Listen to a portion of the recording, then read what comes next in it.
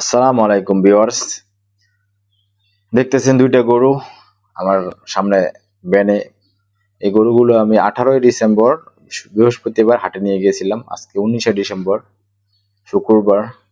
আসলে গরুর প্রতি একটু মায়া জন্মাইছিল, তাই দেখতেছেন গরুকে আদর করে দিয়েছি। আসলে অনেকদিন যাবৎ গরুগুলো আমার ফার্মে ছিল, তাই একটু মায়া তো হতেই হবে, কারণ স্বাভাবিক পশু আমার।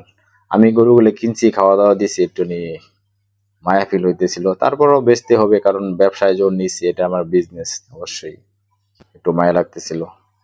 যাই হোক, যা বলতেছিলাম যে আমি 4টা গরু নিয়েছিলাম চুপাইর হাটে, গাজীপুরের বিখ্যাত হাট চুপাইর হাটে। কিন্তু 4টা গরু আমি আলহামদুলিল্লাহ সেল করতে পারছি, কিন্তু সবচেয়ে বড় কথা হলো যে এর জন্য গরুগুলা লালন পালন করা, লাভবান হওয়া, এই লাভবানটা হতে পারলাম না।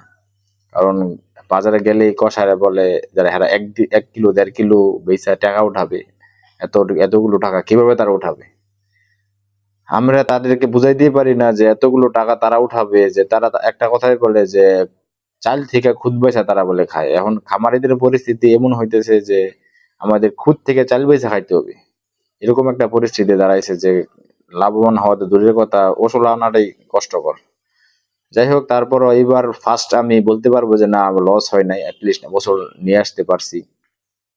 কোনটা গরুতে লাভ হয়েছে কোনটাতে লস হয়েছে এই মিলে সর্বোপরি আসলে এইবার আমার লস হয় না। 4টা গরুতে সবসময় লস দিয়েছি, তারপরও গরুর প্রতি একটা মায়া, এইটা বিজনেস শুরু করছি, তাই চলতেছে, নো ড্যামারেজ দিয়েও চালাইতেছি। আসলে গরু আসলে কবে লাভ করতে পারবো জানি না, তো দোয়া রাখবেন। এত সহজে ছাড়তেছি না, গরুর প্রতি একটা ভালোবাসা জন্মায় গেছে গা। এখন কেনা বেচা করতে আসলে ভালো লাগে, তাই আসলে গরু পালা। এই গরুটা আমার মার্কেটে জবাই হয়েছে, এই গরুটা বেশি বিদায় দিতেছি, দেখেন আদর করে দিয়েছি, কারণ একটা গরুর প্রতি মায়া জন্মাইছে, তাই আদর করে দিলাম। কারণ গরুর প্রতি একটা ভালোবাসা জন্মায় গেছে গা। এখন ফার্মে না গেলে ভালো লাগে না, কারণ এটা ব্যবসা থেকে এখন মায়াটা বেশি হয়ে গেছে।